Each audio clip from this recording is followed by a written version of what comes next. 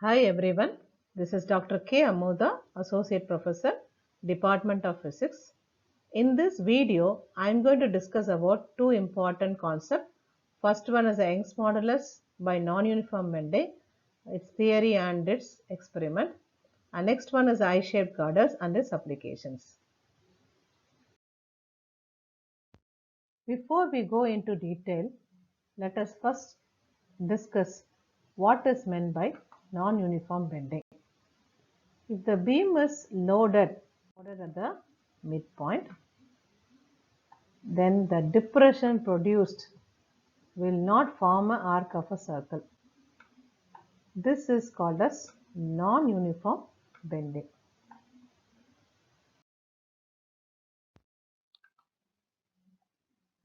Consider a uniform beam, a rod or bar AB of length L arranged horizontally on two knife edges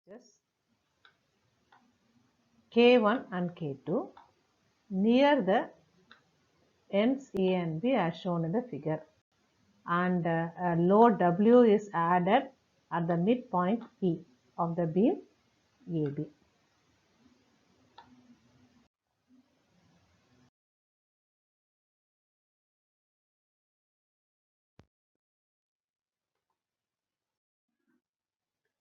As we have mentioned earlier, a weight W is applied at the midpoint E of the beam, and because of this, reaction at each knife edge will take place, and it is equal to W by 2 in the upward direction, and the beam get depressed. And why is the depression produced by the beam?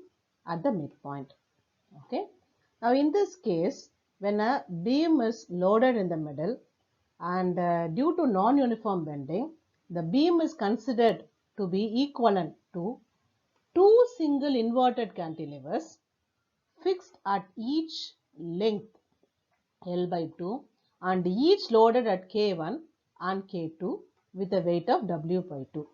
So the length of the knife edge here becomes L by 2 and the load becomes half, and it is taken as W by 2.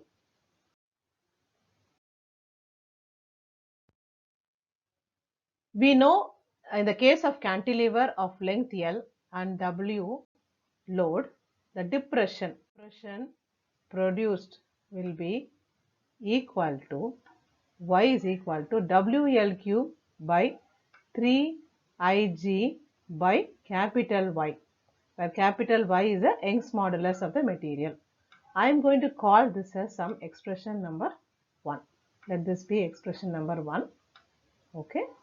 Now, in the case of Young's modulus by non-uniform bending, it is considered as a two inverted cantilever of length L by 2 and a load W by 2.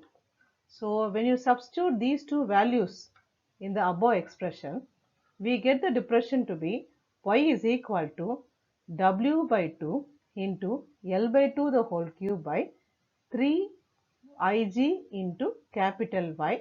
Let this be expression number 2. Let this be expression number 2. Okay. Now here capital Y is going to be the Young's modulus of the material and Ig is going to be the geometrical moment of inertia.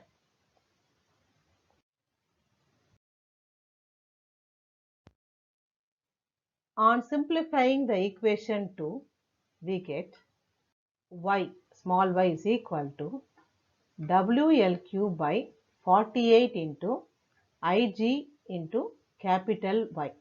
Let this be expression number 3. Okay, on simplification, we will get this depression to be like this. Now, we are going to make two substitutions here. That is, if I say M is a mass, then the weight W will be equal to, we all know that the weight will be equal to mass into acceleration. Okay, substituting this expression, let this be the expression number 4. Okay, then depending upon the cross section of the beam, whether it is a circular or rectangular, it has a constant value for the geometric moment of inertia. So since we have considered here a rectangular beam, the geometric moment of inertia will be equal to BdQ by 12, where B is a breadth and D is the thickness of the beam. So I am going to call this geometric moment of inertia as some expression number 5. Okay.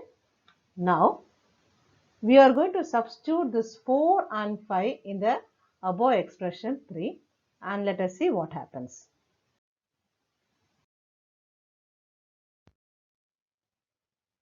The value of W and the geometric moment of inertia, we get the expression for the depression will be like this.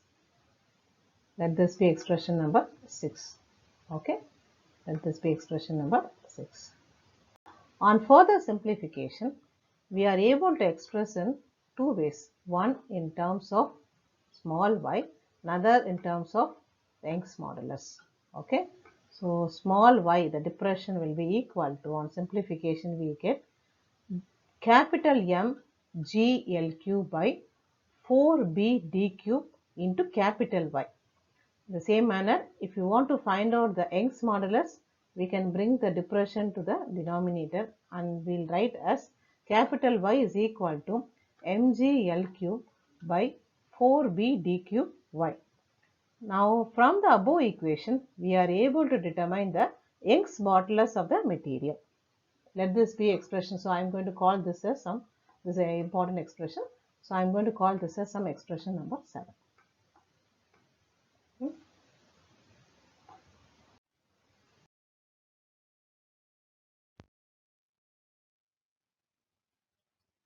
Next we discuss about the experiment of Young's modulus by non-uniform bending. Now first to begin with, let us see what are all the apparatus required. So if you want to find out the Young's modulus, the given beam is required. It may be a rectangular shape or a circular rod, okay, and two knife edges to balance the beam, weight hanger, pin and microscope arrangement. Now let us begin. The given beam AB of rectangular cross section is arranged horizontally on the two knife edges K1 and K2, okay, as shown in the figure. So this is the K1, K2 are the two knife edges, and this AB is going to be the beam which is balanced on the two knife edges, and you can see here the weight hanger is hung at the center, and pin and microscope is arranged at the center to measure the depression produced by the beam by non-uniform bending.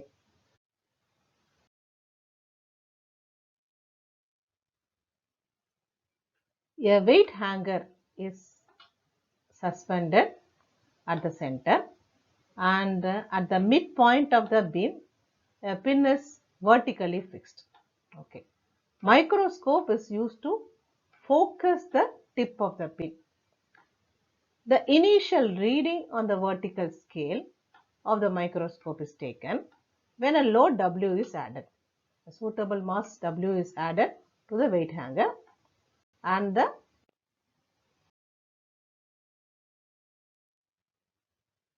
when you apply a load, beam is depressed.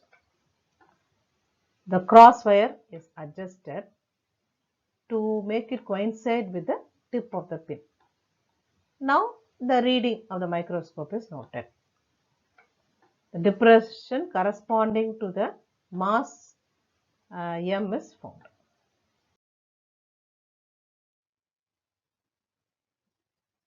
Now the experiment is repeated. One by keep on increasing the load, another by keep on decreasing the load step by step. Okay. Every time the corresponding readings are tabulated. From that value, average value of depression Y is found for a particular mass of m kg.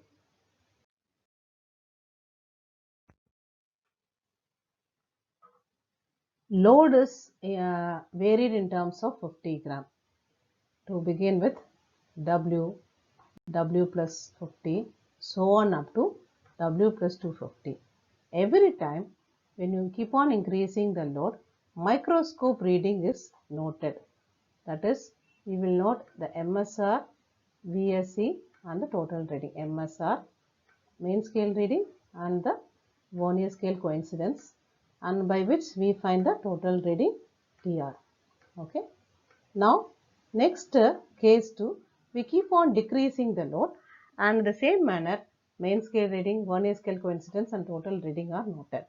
From these two values, we are able to determine the mean value, and by which we are able to find out the mean depression Y for a given load of M.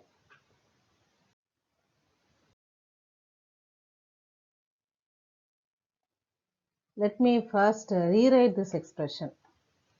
Capital Y will be equal to capital M G mg L cube divided by 4b d cube into small y. 4, okay, b d cube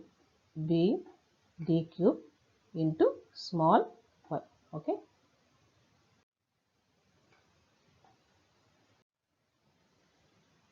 D cube into small y. Okay. Now, by using this formula, we are able to determine the Young's modulus of the material experimentally, because we know the mass applied at the center, and we know the length between the two knife edges, which is fixed, can be noted, and the breadth of the beam can be measured with the help of vernier caliper, and the thickness can be measured with the help of screw gauge. And having got this depression value experimentally, we are able to determine the Young's modulus of the material by non-uniform bending.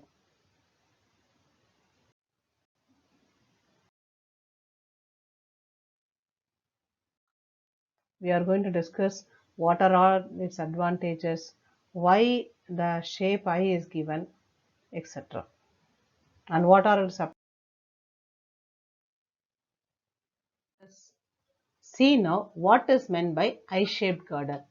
I-shaped girder is nothing but a metallic beam. It looks like a shape capital I, and it is used between two ends by a pillar or by the opposite walls for a support. Okay. Now it is so designed in such a way that it will not bend too much or break under its own weight. Now let us take this known equation produced by the cantilever, that is depression produced at the center. I am going to write small y will be equal to capital M G L cube divided by 4b d cube y divided by 4b d cube into capital Y. Okay, where capital Y is the Young's modulus of the material. Okay, so this expression we are able to understand the depression is to be decreased means either the length should be decreased or the breadth, thickness and the Young's modulus should be increased. Okay, now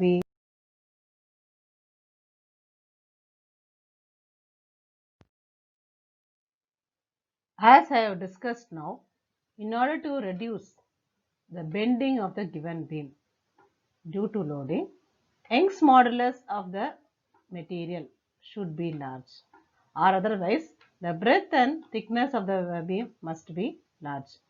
So to the Young's modulus material may not be economic, so it is ruled out. Okay. And next thing is length should be small enough as possible. Okay. So practical application, it is also not possible because we wanted to use the pillar for the support. Definitely it should be of high length. Okay. Now what is the next option is to decrease the depression, which is inversely proportional to dq, what we have seen in the previous expression. So the depression can be reduced more effectively by increasing the thickness d rather than increasing the breadth of the beam. because it is d cube times. Okay, so small increase in the thickness itself will lead to a large decrease in the depression produced by the beam. Okay.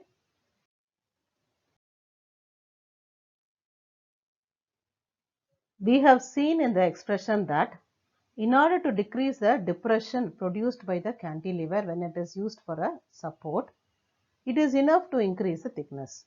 But you have to understand, but on increasing the thickness, unless the load is at the center, the beam may bend and it may cause damage and it may break even. Okay, and this is an important problem, and this is called as the buckling of the beam. That is, if you are increasing the thickness, you can decrease the depression, there's no doubt, but in the same manner you have to understand the load should be at the center, otherwise it may lead to a very important problem that is called as buckling. So let us see now how to avoid this.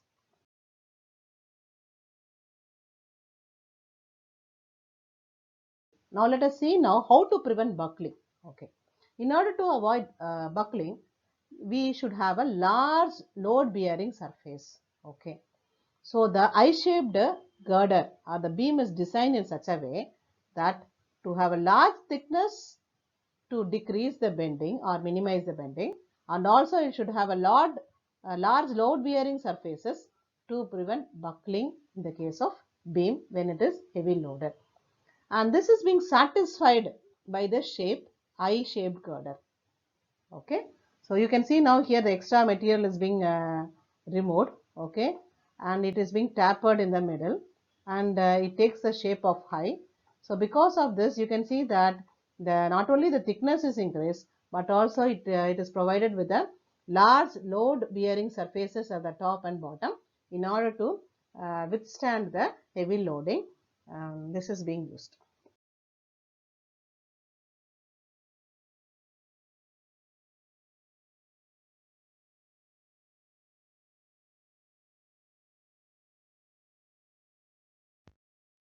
From this slide, we understand the cross section of a rectangular bar, where this is the thickness of the bar and B is going to be the breadth of the bar. D is the thickness and B is the breadth of the bar.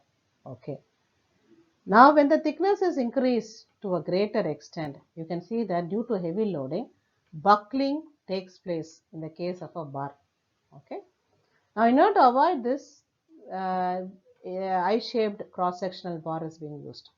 Now you can see that not only that thickness is increased, it is also provided with a large load bearing surface at the top and bottom. Hence, the buckling is avoided to a greater extent in these type of I-shaped girders. Now, let us see the features of a I-shaped girders. So, you have to understand the layers of the beam at the top and bottom of such kind of I-shaped girders has to withstand the maximum stress. So more material is used in this top and the bottom layer.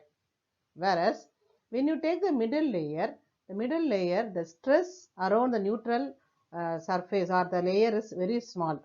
So the materials used here can be removed without a loss of efficiency. And this way, the material cost is reduced to a greater extent in the case of I-shaped girder.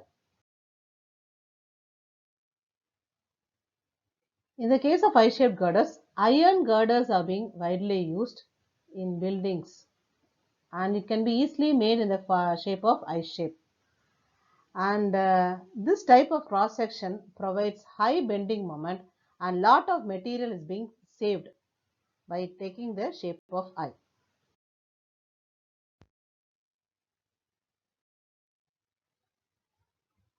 Now let us see the advantages of I-shaped girder. It is cheaper than the solid girders. Why? Because the amount of material used here is less, but the strength is very high compared to the solid laser. Also, it produces very small depression even for a large dynamical load. Okay. Above all, it is more durable than the other solid type of girders.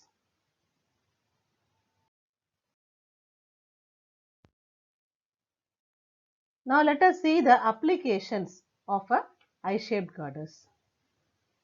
They are used for the construction of bridges over the rivers. You can see here from the picture. Next, they are employed in the railway tracks. Picture is shown below. And also they are used in the construction of buildings and dams.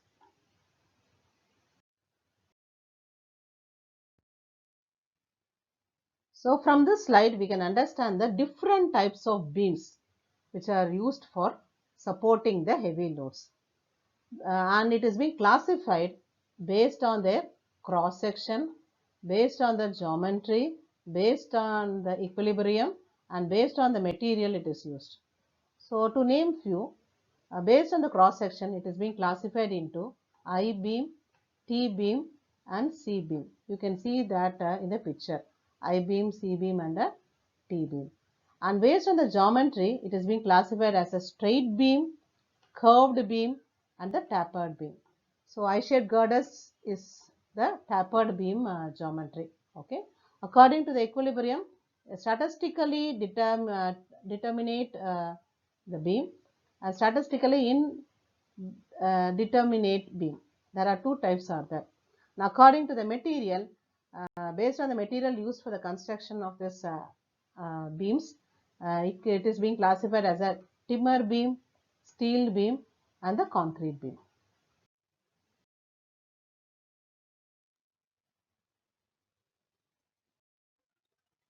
In this slide, I just wanted to give you the useful links.